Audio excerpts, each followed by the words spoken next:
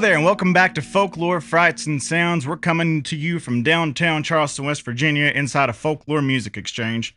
I'm your host and the owner of Folklore Music Exchange, Justin Puett. I'm here with my co-host, Jeremiah Hatfield. Hello. And we're bringing you this show about ghosts and guitars and weird, creepy, fun stuff. We're talking about gear. We're talking about music. We've been doing this for a while now, and we're really happy with all the guests we've had, all the weird stories we've heard. And we're really happy just to, keep on bringing more awesome musicians in to talk about their lives and their weird stuff. And today we've got some really special guests, some friends of ours. We've got Annie and Dave, our very first duo guests on our show. And they've been playing together for a long time. We've been playing with them, and we've seen them live a lot and played some stages. They've got some great songs out, some great music, great recordings. We're really happy to have them on the show today. So Annie and Dave. Hey. Hey, glad to be here. Why don't you tell us a little bit about yourselves? Oh, gosh. You want to start? I'll start. I'm Annie Neeley. This is David Kirkpatrick. We're married. We've been married for, how long have we been married? 22 years. 374 is what you told me earlier. Years, yeah. Together for 27. In dog years. We met in a garage at band practice in Fairmont, West Virginia. And we've been together almost ever since.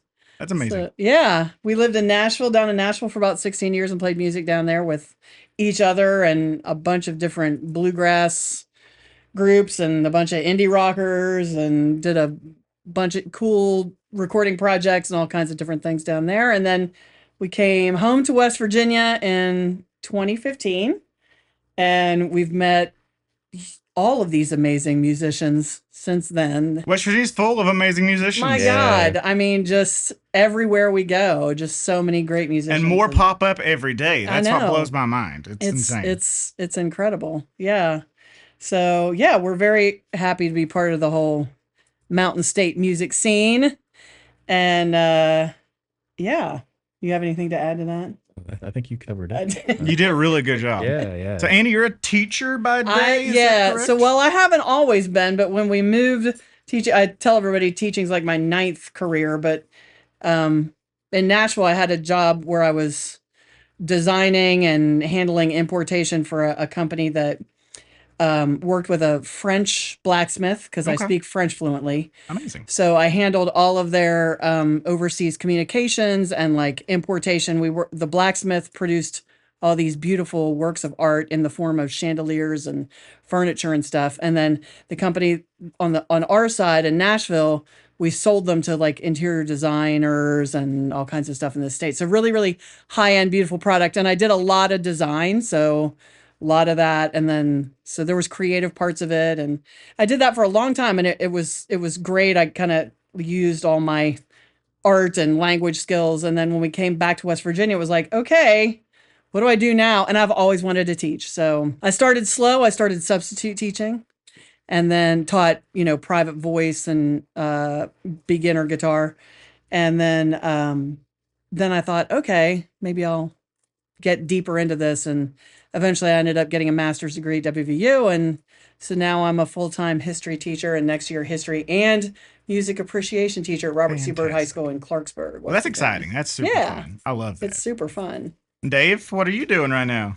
Well, I guess technically my job description is a legal records coordinator. So I work for a large law firm and run a records warehouse for them. Like, nice. Mountains of paperwork filed away. It looks a little bit like the Indiana Jones archives. Yeah. That's pretty cool. Where they put the ark.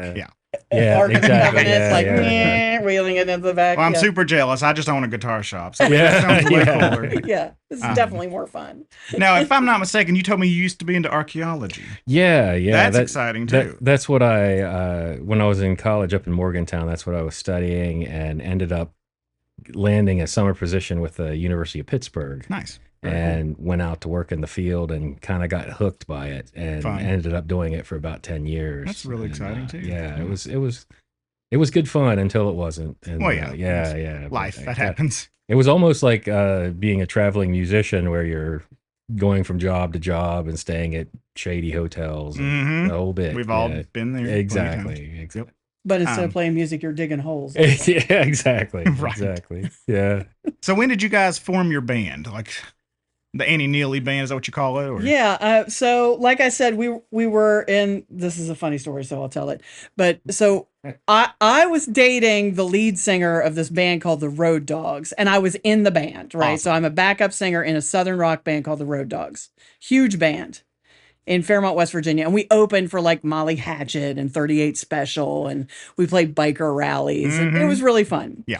So I'm dating this guy, and over the weekend he says, hey, that bass player that we've got right now, I can't remember what his name was, but he said, I don't like that guy. He's gone. I fired him. And I was like, cool. Who are you going to get? He's like, I found this other dude. He's really good. We're lucky to get him. And I was like, all right, cool. He'll be at practice on Tuesday. Okay. So I roll in. Well, I'm late for practice. And I roll in and it's dark outside, but inside the garage, it's bright light, right?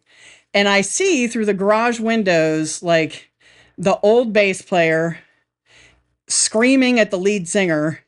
The rest of the band is silent, and there's this new guy holding a bass with his head down, just being very quiet. Smart.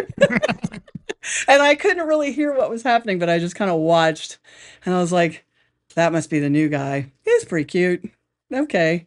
And and then I walk in and the old bass player storms out and he says, hey, I'm Dave. And I was like, hi, I'm Annie. And that was it. And then he started playing, and because I had a band at the time, Annie Neeley Band. And I said, hey, why don't you come play some bass? And then, yeah. And then 6 months later, we moved to Nashville. Amazing. So, yeah. That's a great story. Yeah. Yes, I love it. So we met in the garage. Yeah. Awesome. Played a lot of Southern rock together at first. Well, sure. We've all been there too. Oh yeah. Yeah. Well, that's amazing. How many albums do you guys have out right now? We did Cold Heart Blues in Nashville, and that was released in 2010. It's been a while, and that's like a bluegrass. We were playing hardcore bluegrass down there. Cool. Dave was playing upright. We had a dobro player, Gene Bush, who was on, what's that? Tom T. Hall. He was on Magnificent Music Machine. Yeah, he played on Tom T. Hall's Magnificent Music Very Machine. Cool. Really great dobro player. He was from Mississippi too, so he was a really good like blues player, like super blues rooted. He learned from Mississippi John Hurt himself. Wow. Yeah. So, and then Marcus Sadler played banjo for us. This crazy dude named Matt Rom played mandolin. And Fats Kaplan, incredible musician, played fiddle on the record. He was in Jack White's band when he was touring with the girl band and the boy band. Yeah, he's playing pedals. He's like the utility guy. He's a utility guy. He plays with everybody though. Yeah. But yeah, he's a friend of ours, and then Paul Griffith played with all kinds of people, played drums and on the drum tunes that we needed. So that was really fun. We recorded that at our friend George's studio, Tone Chaparral. And it was real close to Kitty Wells' house. So every time we drove to the studio, it was like, good evening, Miss Wells. We used to wave to her house. George actually lived in Jim Reeves' old house. Yeah, in Jim Wow. Reeves. Yeah. So Nice. yeah, fun like 1950s Madison, Tennessee history. So we did that one. And then when it came back, I had met Andrew Adkins in Nashville. He came to see us at Layla's Bluegrass Inn, which is now Layla's Country, whatever. It's on Lower Broadway. And Layla was a great boss, though.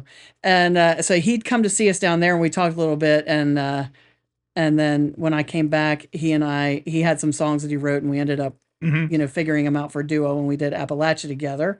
And then Dave and I had some songs already ready to go, and we just kept writing them. And then we did Big Old Moon at Bud Carroll's. So that's your latest album. That's the latest record. That's a great and album. We have right now, we've got like stacks of paper that we're just like, okay. And then we went like was it last summer before last? We went down to Chance McCoy's place, and we recorded 3 tunes down there. And then Chance immediately went back out on the road with Old Crow Medicine Show.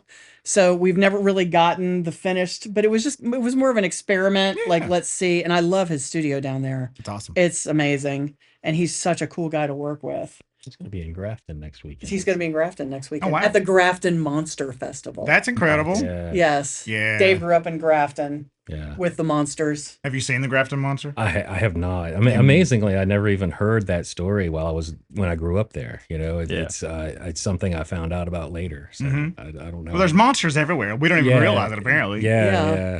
Every town's got their own monster nowadays. Yeah. It's kind of cool the post video game thing where like was it Fallout that has all those? Yes. And it's They have all these festivals popping up everywhere now. It's really cool. Right. I'm glad for it. I know that's really cool. Yeah. Well, great guys. Tell me a little bit about the gear. So you're playing a Martin, right? I play a Martin, a 2004 Martin D18 GE Golden Era. Ooh, yes. And that's a good one. I love it. And I'm not one of those people that seeks out like more gear, unlike Dave. We'll get to Dave. I understand. Yes. Although, if I am getting another guitar ever, it is going to be it just flew right out of my head. Wilco Tweedy Martin. I love that guitar. That is a great guitar. I've almost bought it for myself several times. Yeah. I've played it. It is fantastic. The Tweedy Martin is amazing. And I really love that. And I've always actually wanted an old Gibson too, just because it feels really like Martins feel very extroverted sometimes and Gibsons are very introverted, I feel. That's a great way to put it. Yeah. So I've always wanted an introvert guitar. Yes. Just to see what kind of things I could draw out of that. Have you played my 52J45? I have not. Before you leave, I will put it in your hands. Okay, that would be great. Thank you. You feel it in your soul when you strum this guitar. Yes. Yeah. Your request for a Gibson doesn't have anything to do with Gillian Welch. It has nothing to do with Gillian Welch. I may or may not have talked to her about her guitar. I'm kind of low-key obsessed. She's the best rhythm guitar player in the world. And she's just and songwriter. Right. But, yeah. Oh, absolutely. Excuse me. Sorry about that. Trent still getting over a cold. Yeah, so I play that through an LR bags. Yeah. Or I've got a Fishman amp as well that I play when we play with a big band and I need a little bit more support so I can hear myself. Oh, I love having any kind of preamp with an acoustic guitar. Like you don't realize how much difference it makes. It brings a lot. Exactly. Yeah.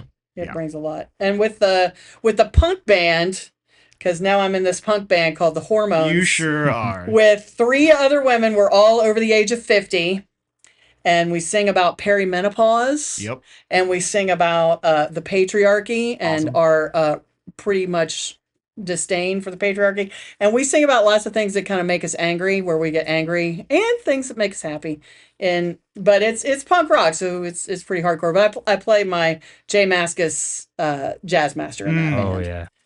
Through a little Fender Champ that's been Charlie Powers.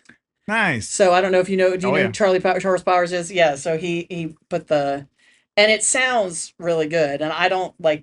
I've played with a couple pedals. Like I've got a distortion pedal on there, and but I don't even. It sounds great the way it is. Like it distorts how it's supposed to through the amp. Yes. So. It makes That's me the happy. great setup. I love that guitar so much. Yeah. And those little Champ amps. I'm sure the combo is exactly what you need to play punk rock. Yeah, it sounds very like kind of 1950s crunchy. Yeah. Which is what I like. Because Haley, the other guitar player, is playing a Telly, her 88. I think she's got an 88 Telly. And through a giant, whatever Fender amp she's got, and she's got tons of pedals, but she's playing lead. Sure, exactly. So I'm just trying to do Malcolm Young, or just trying to do my best at holding rhythm together. Amazing. So, I love that you're doing this punk band too. Yeah, it's good. It kind of randomly came together, and then we sat down to write some songs, and it was like, oh, that happened fast. So we're trying to do an EP in July. Killer. And we recorded one tune, just put a single out before our first show, but we've got 6 or 7 more tunes that we want to get out. Yep. So. And watch out, we will get them on this stage very soon. Yeah. Dave, bass. You have a cool bass. You have a lot of cool basses, but while she was talking, I was thinking about how to where do you start? It's a long story, but like basically it took me forever to find my way to Ampeg and a P bass. Mm-hmm.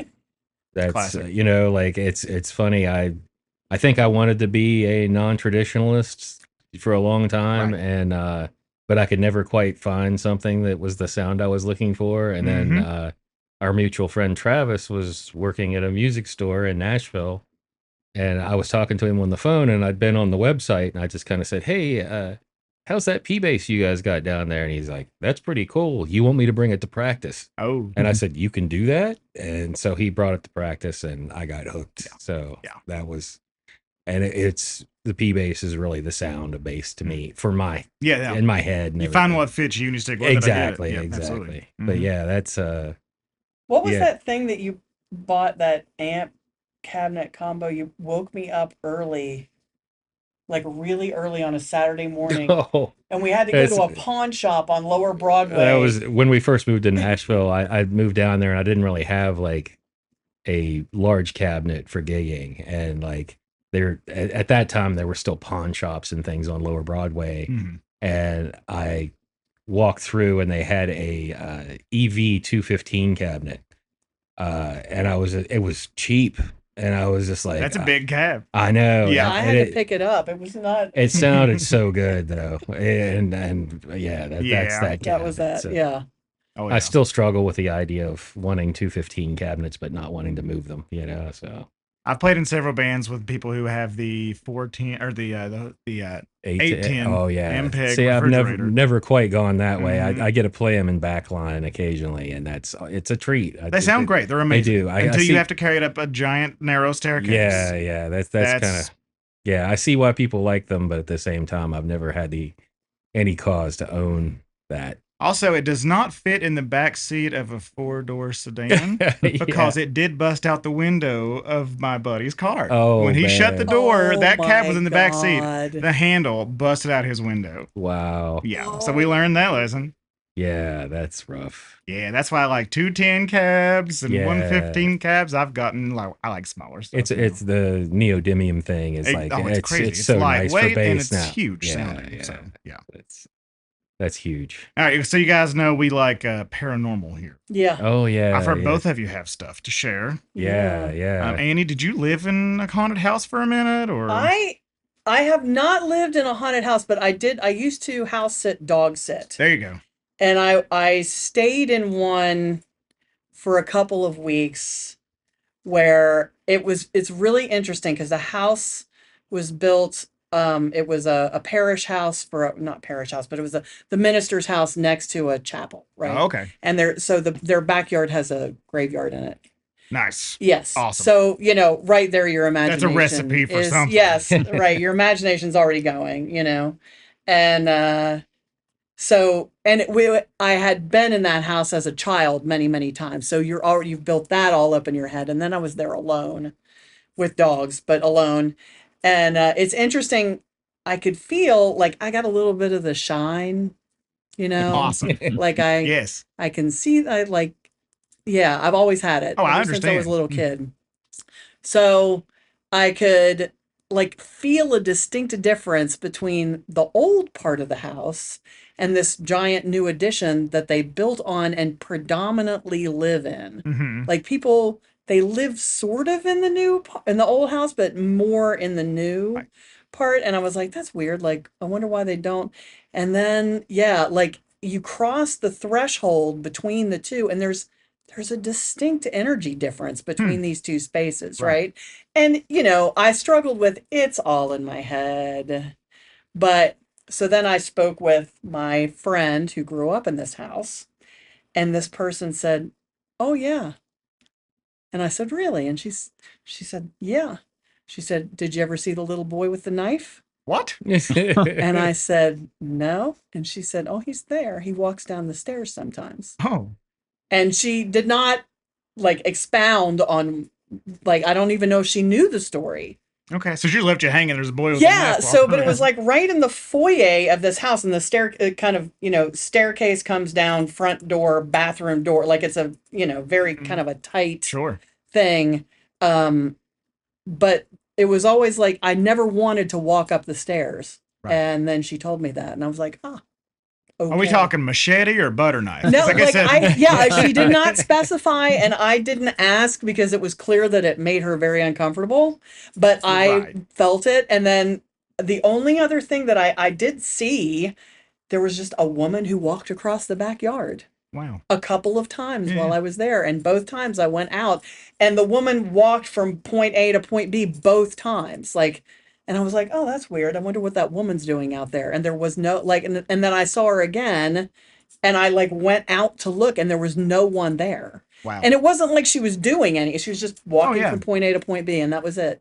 But there was like in between the back patio and the cemetery where the headstones were, she was just kind of walking. So how close was their backyard to the cemetery? I mean, if you could easily throw, it was probably 15 yards from their back door, where it's like headstones. Okay. Yeah, and there was a little caretaker's cabin, like a log cabin right there. Yeah. But I mean, all very, very tight. Like probably to the front door was a cemetery from here. That's pretty close. It was pretty close. Yeah, pretty close. Yeah. Okay. Yeah, so if you're sitting on the back porch drinking coffee, you're looking at headstones. I enjoy that. I mean, I would live. It doesn't bother me at all. I think it's calming. I love to just walk through a cemetery. It's fine. I think it's very peaceful. Peaceful, exactly right. Yeah. But I know that some people are terrified of cemeteries because of obviously the trope of there's also ghosts everywhere. Yeah. But there are energies. Absolutely, I do 100% believe that. I feel it. I don't know if I'd call it the shine or not, but I feel things too. You feel that too? I always have, like kind of growing up with haunted house. I feel energies, I believe. Yeah. So I understand completely. There's vibrations, I think, for sure out there. Absolutely. My brother, since my brother was just here, we were talking about a van that he used to own. He had a black van. Was it a Dodge or a... He did say it was a Dodge. It was a Dodge van. It was an old TV van, and he painted it black, and he painted the Misfits skull on the side of it. Awesome. So one night he went into the big cemetery in Clarksburg. He was in high school, right? And he pulled the Misfits van because, kids used to go there and shenanigans or whatever. But he wasn't like destroying anything. He was just, he and his friends were just doing their thing, you know? And apparently the very imaginative police force in Clarksburg, Harrison County, and the state troopers decided that he was digging up bodies in the cemetery, and they swarmed the cemetery at the same time. Like there were like 12 cop cars, and he was just standing there. Well, there's a skull on the side of his van. That's clearly you put skulls in there. That's what it's for. How stupid do you have to be to advertise the fact, like, we'll dig up bodies. Call 1-800 Hank's van, Amazing. It's incredible. Well, I also love that apparently there was no bodies missing, were there? No. No, so, it was just, I think they were just bored. I don't know. I mean, right. Oh, absolutely. Yeah. Something different happening. We got to stop that. Got something different. Yeah, it was, but we just laugh about that all the time. Yeah, like that's amazing. What year was that? Roughly? I think I was in college. It must have been the early 90s. Oh, so right in the middle of Satanic Panic. Yeah. Oh, yeah. The Satanic Panic. Yeah. Yep. So yeah, there was definitely probably some media. Oh yeah, that was contributing to. Especially, like I said, especially if there's no bodies missing, they're like, "Oh no, black van in a cemetery. Like He's got to be doing shovel, something." Like they open the back of the van and it's just some punk kid with a skateboard. Exactly. Like they don't, Yeah. So that's awesome. So great. So Dave, you told me some stories too. Yeah. I think I have some archaeology related things, but my personal story is kind of interesting.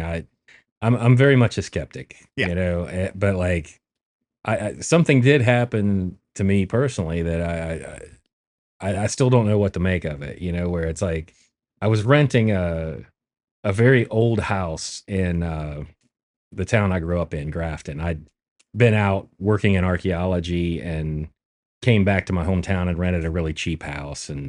But I think there was a cornerstone on the house. I think it might have been dated 1850, early 1860. I can't remember exactly. Mm-hmm.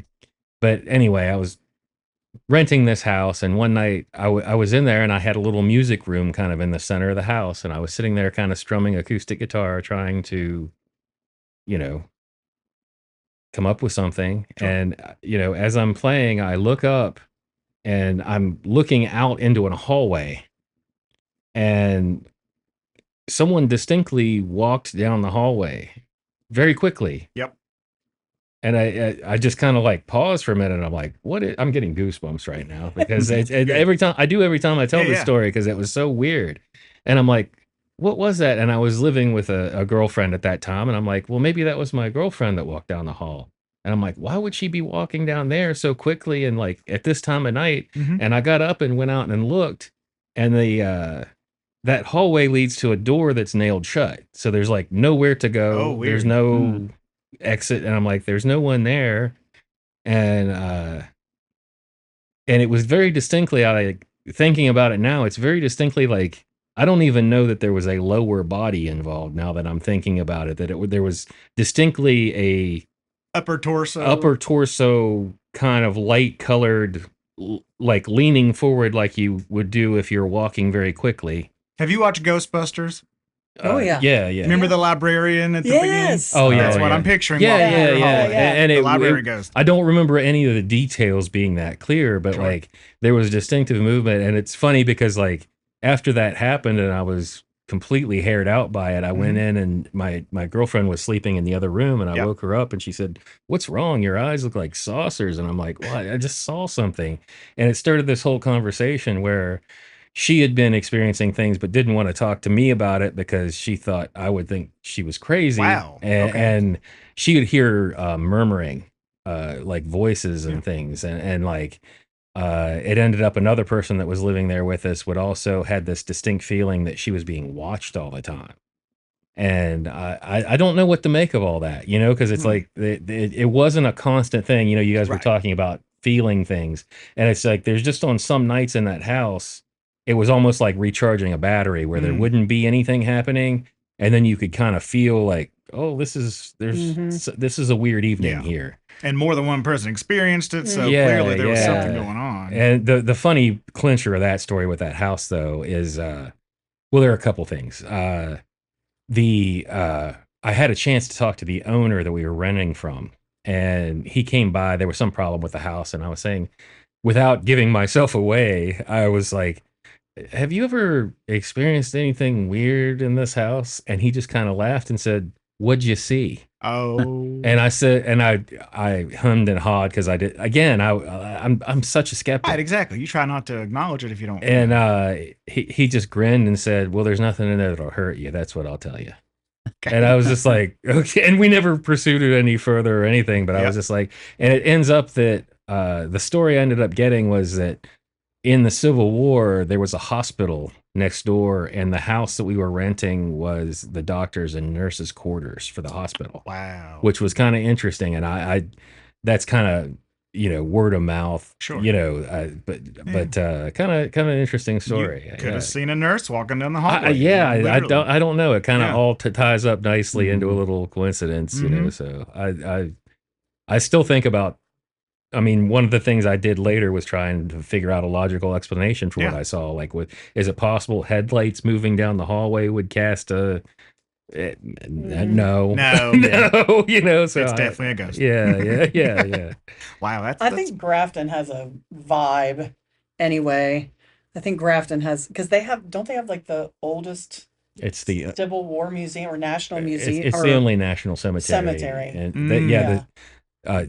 just down the road from this house, like 3 blocks away, is the only national cemetery in West Virginia. Okay. And the story is during the Civil. This is word of mouth, but they said that they were bringing bodies in on the railroad and stacking them, and they said we need to do something with this, so they started a national cemetery during the Civil War to have a place to put the bodies. So that's and it was an old apple orchard, so kind of an interesting story. Cool. That's very interesting. Wow. And that historians would probably debate the facts of that, but that's the... We're not going to fact check you on anything. But yeah, But there are a lot of, I think, stories from Grafton from the Telltale Lilac Bush that are oh yeah, related to like that cemetery in Grafton in Right. particular. Right. Did you guys read that when you were growing up? The I- Telltale Lilac Bush? Probably. I know the name. I probably had 8 copies of that book Yeah. because it was written by a woman named Ruth Ann Musick Mm-hmm. from Fairmont. And so a lot of the stories are from Marion County, which is the county next over from awesome. Taylor and from Harrison. Yeah. So, but she pulled stories mainly from the northern part of the state, but some southern West Virginia stories too. So that was my favorite book when I was Awesome. growing up. Yeah. Oh, So yeah. I get it out of the library and then somehow got my own copy. And Mhm. then I've just bought it over and over and over again. Like it'll go missing or I'll Right. give it to someone. And My favorite book growing up was called 500 Ghastly Little Ghost Stories. oh, okay. A book that I found it was super old, and it was just 500 ghost stories, little short stories. nice. I used to read it over and over again. So same, Mm-hmm. similar. Exactly. Yeah. Right. Yeah. Yeah. So, Dave, archaeology stories. You dug up some Yeah. weird stuff? Yeah. Well, Were you Probably the the- one digging up those bodies? Now it all connects. yeah, that's I guess one that a fellow archaeologist told me that I was not personally involved in it's a really fascinating story though, was that she had been on on excavation of graves in Hawaii. And apparently, like I said, I have no personal experience with this, but she told me that they used to put burials in old lava tubes in Hawaii, and then they would backfill them. So they take the body in. It's basically a cave. Yeah. So they would take the bodies back into the lava tube and backfill it. And while she was working on one of these lava tubes that they knew there was a burial in, she started having terrible nightmares. And it was about it was repeated. And she was being chased by a man in a kind of a ceremonial headdress. And he was accompanied by a teenage boy. And it was always like, if you don't leave me alone, I'm going to kill you. Wow. And like terrifying dreams is the way that it was described to me. And so they just continued the excavation. And then one day she was coming up out, I guess there was a ladder that they had to go down into this pit to get into the entryway. Mm-hmm. And as she was coming up the ladder, she said 10 people watched a rock roll uphill and fall onto her head while she was coming up the ladder. And she had to go to the hospital and get stitches in her forehead. That's crazy. And it was like, what is going on here? Yeah. And they ended up continuing the excavation. Long story short, when they exhumed the bodies, it was a man in a ceremonial headdress and a teenage boy that were in that burial. I've got chills. That's crazy. Yeah. And so that was the other archaeology story that I had, that was, Yeah. So she was getting warnings. Yeah. Dreams. Yeah. Yeah. And In the form of a rock. Again, I'm a skeptic, but like there's no something to when that. she was telling me the story, there's no doubt in the belief in it, and I believe her. Wow. So she is still alive. She No. is. Yes, Yeah. she is. Okay, good. Yeah. She Not for lack of trying She did from not the- get killed. So, Yeah. Right. they burn up all their energy rolling that rock. Yeah, yeah. I mean, archaeology it's the practice of physically disrupting the past. Oh, I mean, yeah. Literally. Yeah. Yes. It's a Yeah. Mm-hmm.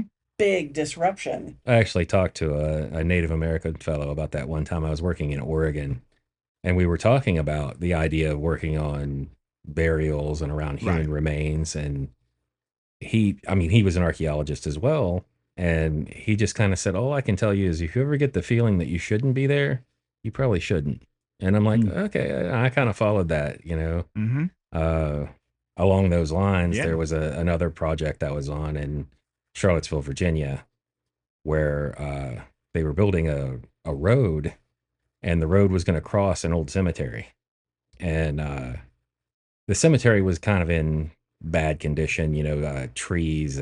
There was probably 20, 25, 30-year-old trees growing in the middle of the cemetery. But there were still tombstones there, and it was a mix of like tombstones which had names and dates, and then cruder, just rocks that didn't really have a name or date, and then unmarked graves that were, you could only tell they were there by the depression. Yeah. And the cemetery was kind of on the side of a hill, so you could kind of assume that these weren't wealthy people, you know? So we go in, and our job was to assess the condition of the bodies for possible relocation, reinterment somewhere else. Okay. So we picked a grave. I had to talk the project manager out of choosing a grave with a name on it, because I'm like, you should probably find out if they have any relatives around before you disturb a grave of someone. Absolutely. So we ended up going with an unmarked one, and as we're scraping it back, a fellow archaeologist was working on there, and she said that she had got the worst feeling, and she felt something jump out of the ground and pass through her head, and it almost made her vomit, you know? And I was just like, oh, that's really weird. Yeah. And as we got further down, you know, like, we eventually exposed the remains, which was largely skeletal. There was still a little bit of I don't know, I don't want to get too graphic, but you know, there was still some hair and desiccated flesh. Oh, yeah. And there was an interesting halo effect around where they had not been in a casket. They had lined the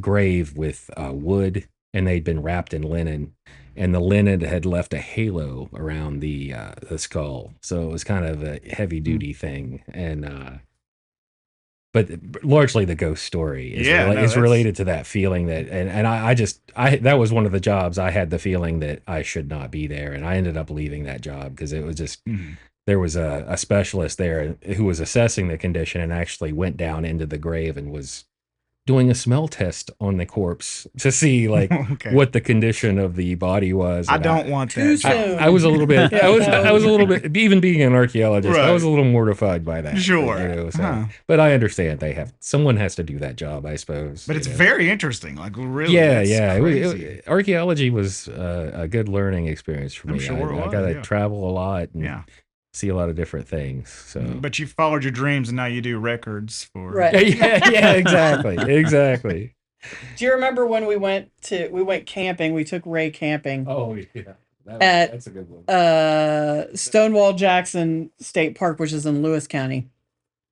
And when they put in the park there was a graveyard, which weirdly happens to be a lot of my family members. Oh wow! Like 3-4 generations back. And because my people were from Lewis and Braxton on that side, one part of my family. So when they put the park in and they built the big resort and all that, and the golf course and all that stuff, they said, okay, well, either we can move the graveyard or we can leave it there and kind of like fence it off within the park. Well, that's what the living relatives wanted to do. So they left this graveyard kind of in the middle of, if you're ever there, you can see it, Stonewall Jackson State Park. So we decided to go tent camping. Well, Stonewall Jackson State Park has the worst tent camping in the state of West Virginia. Do not tent camp there. Okay. Because what you do is you climb down a very steep hill over the lake, and there are platforms that are constructed on the side of the hill that are about 15 by 15? Yeah. Wooden platforms where you put your tent. That's the only flat spot to put a tent. It's the only flat spot because it's literally on the side of a hill. And then if you want to use the restroom facilities, you have to, there's no easy way. You've got to hike up the hill. If you go out the wrong side of your tent, you You're in also the drop off the platform. Drop off the lake. Thank you. On the other side of the tent camping is the cemetery where a lot of my family members are buried 3 or 4 generations ago. So we were there. It was like the weekend after the 4th of July. And Ray was about 6, 7, something like that. So we're in the tent one night. It's Saturday night. It's our last night there. And they said they were going to have fireworks in the park. Yay, fireworks. Fun. So we're very excited. But, it was nighttime. He's little. So we're sleeping there in the tent and it's dark. And they start letting off the fireworks. And so it would just be like big flash of light and then dark and then big flash of light. Well, with every big flash of light, somehow the cemetery headstones were backlit on the side of the tent. So it was just Oh. Like headstones, darkness, headstones, darkness. And Dave and I don't know if Ray remembers this or not, but Dave and I were laughing so hard because it was just like terror, darkness, Yeah. terror. It was so funny, and we just and it lasted for like 30 minutes, where it was just That's an amazing. entire wall of It headstones. should be in a horror movie. It was like Right? it was like a like- scene. Oh, I'm from horror. picturing But we it. were It just sounds- laughing we so were- hard because it was so absurd that the silhouette of every tombstone cast on the side of your tent. That's amazing. Yeah, and then there Yeah, are like yeah. skunks like circling the tent, so we can't. We're like, this is the worst camping trip in the history of ever. And you'll never forget it. No, yeah. no, because we just laughed so hard, it was great. That's amazing. So do you guys, one thing we like to do you guys have a favorite horror movie? Or one that stuck out to you? Man, I used to be so as a kid, I was so into horror Well, movies, sure, and absolutely. I would buy Fangoria magazine to see how they did the Yeah. effects. Yeah. As a kid, what was your movie? Man, I was a big fan. Like I was there when like the original Halloween came out and the Yes. original Friday the Yeah. 13th, but probably my favorite is the John Carpenter The Thing. Yeah. You know, that was such a different thing with the special effects, you know, and Mm-hmm. it had the sci-fi thing, which is another one of my favorite sci-fi Yeah. horror. Yeah. Alien. Alien. I don't know if Yes. that qualifies. Oh, as It a does, horror. 100%. You know, those two are kind of Yeah. Those Yeah, are we're- probably my favorites if I had to pick. You know, That's part of the reason I love horror movies so much, because you mentioned like Fangoria. It's horror movies seem to have a really strong creative community. Mhm. yeah, oh yeah, And like outside of any other style of movies or anything, you get people who will watch movies because of the guy who did the special effects. yeah, Mhm. Because yeah. you know, like, I don't know anything else about this movie, but this guy did the special effects, and we know he's an artist with this, so it's going to be great. yeah, For yeah, sure. And I don't feel like you get that with other styles of movies and Yeah. stuff like that Yeah, too. yeah. But yeah, Alien and the Thing for the He's more monsters. Yeah. I'm more Okay. ghosts. That's kind of Oh, how yeah, we yeah. do this. But that's what Alien. yeah. And I've never watched the thing, still and he never watched still The Thing. is like, I know. Yeah, you showed me the thing. I 'cause I've need to never watch seen the Yeah. thing. it. It's good. And there's a prequel to it out now. Have you seen? Yeah, I did. Yeah, Is and it that thing you do? I think One, that is. 2, 3. did you watch the prequel? I did. Yeah. I need to rewatch it, but what really bums me out is they had planned for all practical effects, Mhm. and at the last minute after they shot everything, they said, "Never mind, let's do CGI." Yeah, yeah. And they had an entire crew and everything. There was a movie that came out later called Harbinger Down.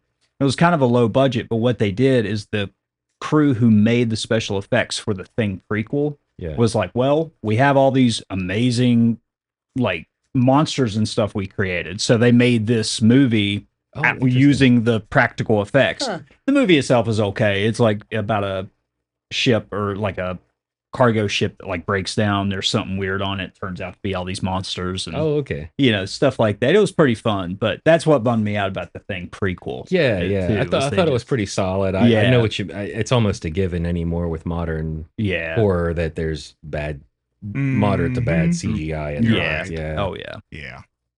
I've Annie, seen do them you do have it one? responsibly. you Oh, know, for but- sure. Yeah. but You could look at Jurassic Park and see that even from 93. yeah, And it's like, if you can do that in 93, you can do it now. yeah, Right. Like, yeah. step up Absolutely. your game.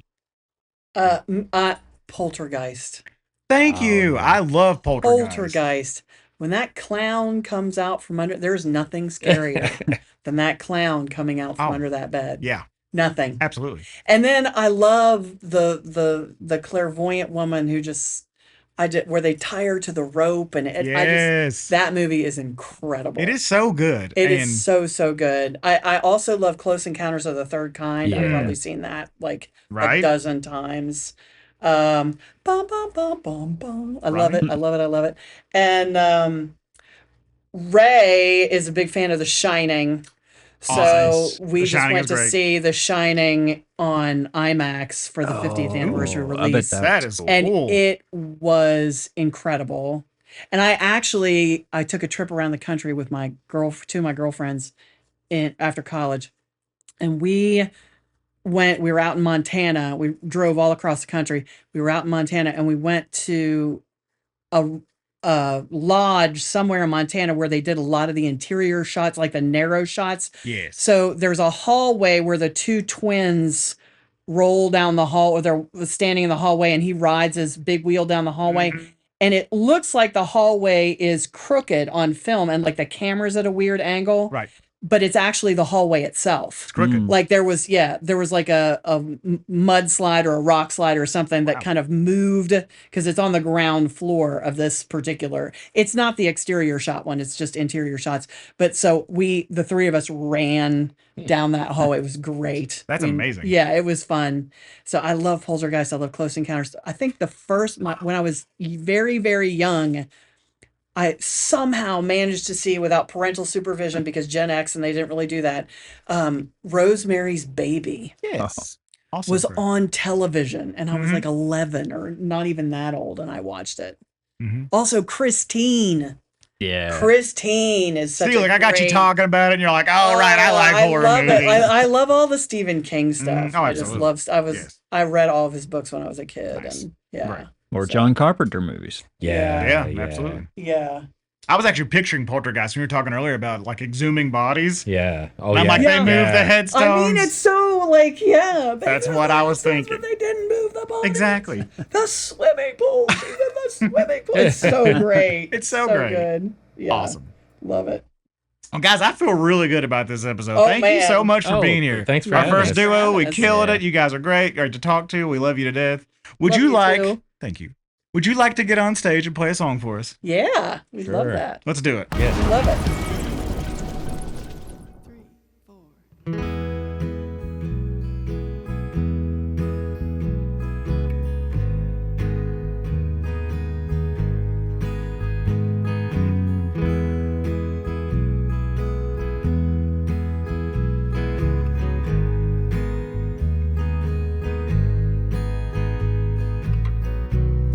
I can feel the eyes upon me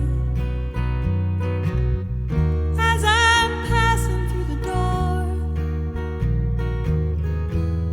Those sour grapes mean nothing anymore.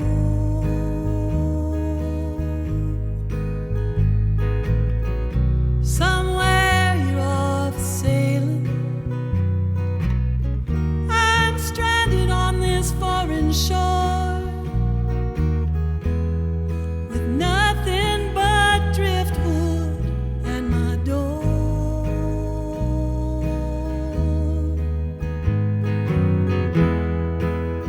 Whippoorwill sings my lullaby.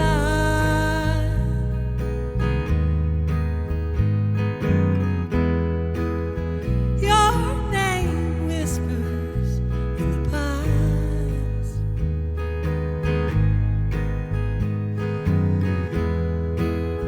In the fading light of the dying fire, how slow the night passes by. How slow the night passes by.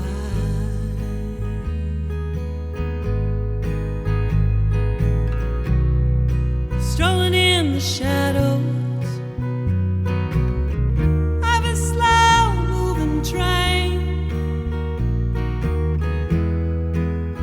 All these blues just rattling round my brain. And I heard the bells ringing, a hammer on cold steel.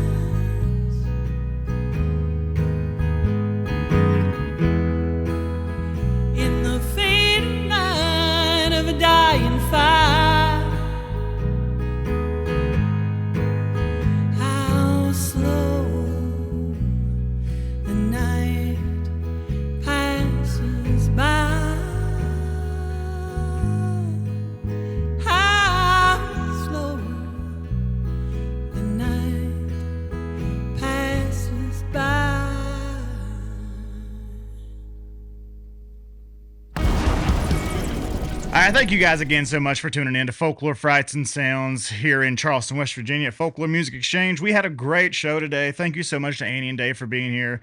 I love talking to them. Make sure you check out their music. You can find it online. You can find it, I'm sure it's up on streaming services, website. Hit up Annie Neeley Music and go see them live. Any chance you get, we're going to have them back on this stage, I'm sure, really soon. If you get a chance, go check them out. Go see live music wherever you can. From me and Jeremiah and Freed, all of us here at Folklore, thanks again for tuning in. See you next time.